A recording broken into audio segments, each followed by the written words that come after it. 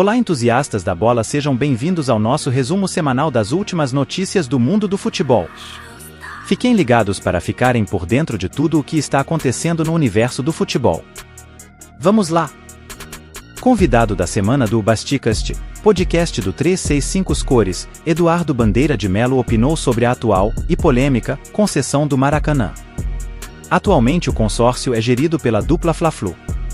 O Vasco, que não faz parte, constantemente entra em atrito com os rivias para mandar seus jogos no local. É uma porcaria, péssimo, ridículo. Não só ruim pro Flamengo, mas ruim para o contribuinte do estado do Rio de Janeiro, que é o dono do Maracanã.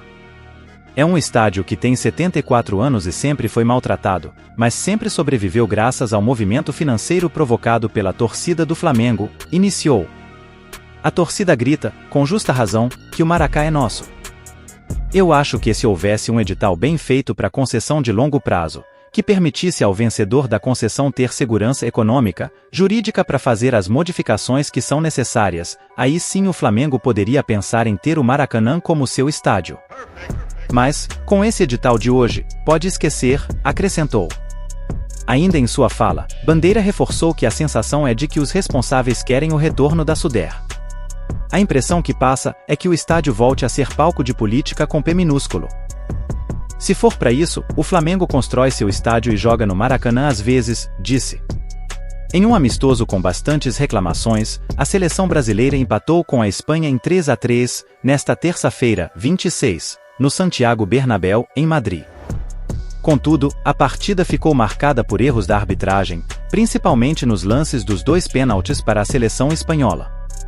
As decisões tomadas em campo, sem a presença do VAR, fizeram os torcedores brasileiros movimentarem a web. Nas redes sociais, a torcida da amarelinha repercutiu os lances polêmicos do jogo, inclusive das marcações dos pênaltis para o adversário. Um torcedor comentou que a Espanha roubou na cara dura, outro já afirmou que mesmo roubando, a equipe de Luís de la Fuente Castillo não conseguiu ganhar. Os espanhóis abriram 2-0 no placar, mas a equipe de Dorival Júnior reagiu e buscou o empate. No fim do jogo, a Espanha ficou novamente na frente, mas no último minuto, Galeno sofreu pênalti para o Brasil, e Paquetá empatou a partida. Os gols da Espanha foram marcados por Rodri, 2x, e Dani Olmo. Os da seleção brasileira foram marcados por Rodrigo, Endrick e Paquetá. No segundo amistoso sob o comando de Dorival Júnior, o Brasil empatou com Espanha por 3-3 no Santiago Bernabéu, em Madrid. O autor de um dos foi Endrick, de apenas 17 anos, que entrou na segunda etapa e aproveitou o rebote de escanteio. O tento levou os torcedores à loucura nas redes sociais. Endrick entrou no lugar de Rafinha logo no início da segunda etapa. Em lance de escanteio, ele aproveitou o rebote e marcou o gol que deu empate para a equipe de Dorival Júnior. Essa é a primeira vez que a joia do Palmeiras pisa no Santiago Bernabéu e balança as redes. Endrick reforçará o Real Madrid em julho, assim que completar 18 anos. O negócio entre os clubes paulista e merengue foi concretizado em dezembro de 2022.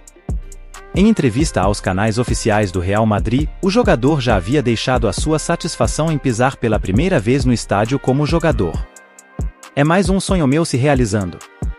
Mais um grande palco, para 2 grandes escolas do futebol mundial. Sei que a maioria estará torcendo pelo nosso adversário, mas sinto que vamos ser recebidos com muito carinho por todos, afirmou. Não tenho o que falar de tudo isso, conhecer o Santiago Bernabéu, é um sonho desde criança estar aqui, graças a Deus estou com minha família. Vai ser uma história grande daqui a alguns meses, finalizou. Foram definidos nesta terça-feira, 26, os últimos times que irão disputar a UEFA Euro 2024 na Alemanha. Após o fim das partidas de repescagem, Geórgia, Polônia e Ucrânia garantiram vaga no torneio. 2 das últimas 3 vagas foram definidas em disputas por pênaltis. A Geórgia foi a primeira a se classificar, eliminando a Grécia. A equipe de Kvaratskhelia, do Napoli, jogará no grupo F, ao lado de Portugal, República Tcheca e Turquia.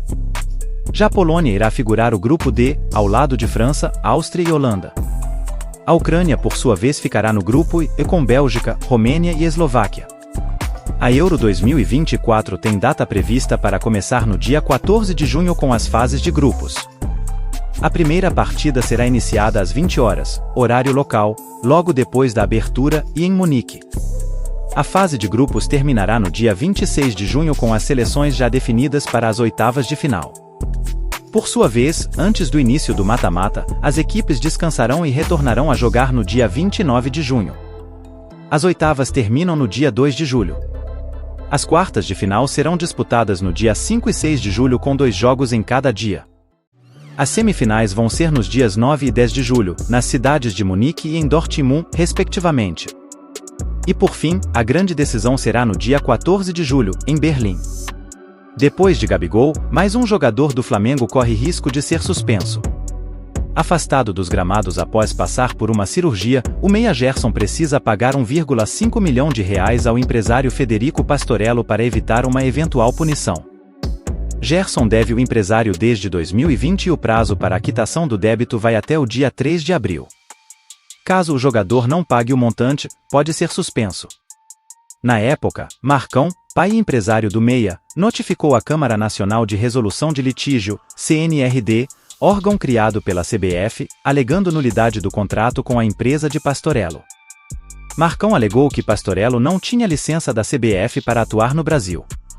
A empresa o rebateu com ação requerendo a validação do contrato e a exigência em negociações futuras.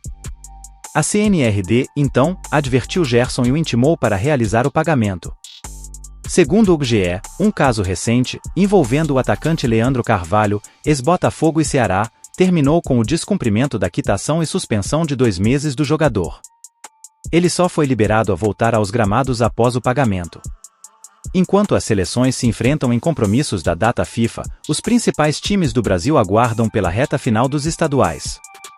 Campeonatos como Carioca, Mineiro e Paulista foram paralisados nesse período e retornam já no momento mais decisivo. Em momento de reconstrução, a seleção brasileira contou com 9 atletas de clubes do Brasil. Além disso, mais nomes foram convocados para seleções estrangeiras, o que causou alto número de desfalque nas equipes e alterou o calendário das competições. Após vencer a Inglaterra, em Londres, a pentacampeã volta a campo nesta terça-feira, 26. O jogo contra a Espanha, em Madrid, é o último compromisso da seleção nesta data FIFA. Assim, os convocados que atuam no país já estarão liberados para retornarem a seus clubes.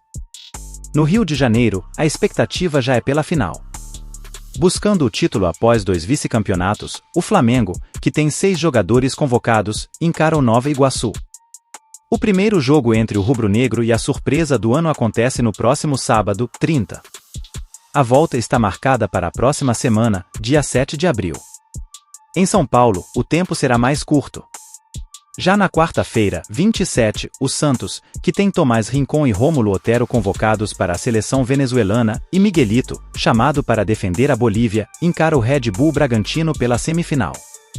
O time de Bragança Paulista cedeu Inácio La Quintana para o Uruguai e Léo Realpe e Andrés Hurtado para o Equador. Na outra semifinal, o Palmeiras enfrenta o Novo Horizontino, na quinta-feira, 28. O elenco alviverde tem Endrick e Murilo convocados para o Brasil. No entanto, uma vantagem do Verdão é que Leila Pereira, chefe de delegação da CBF e presidente do clube, cederá um avião particular para o retorno dos atletas que estão com a seleção brasileira.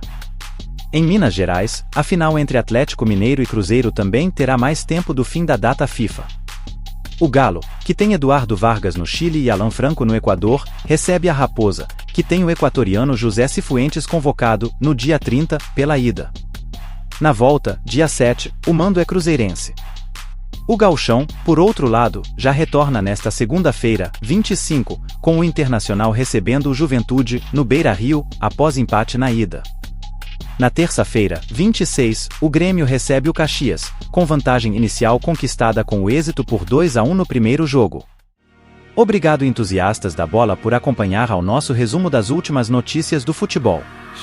Esperamos que tenham gostado de se manter atualizados sobre tudo o que está acontecendo nos campos ao redor do mundo. Não se esqueçam de deixar seus comentários, compartilhar o vídeo e se inscrever no nosso canal para mais conteúdo emocionante. Até a próxima!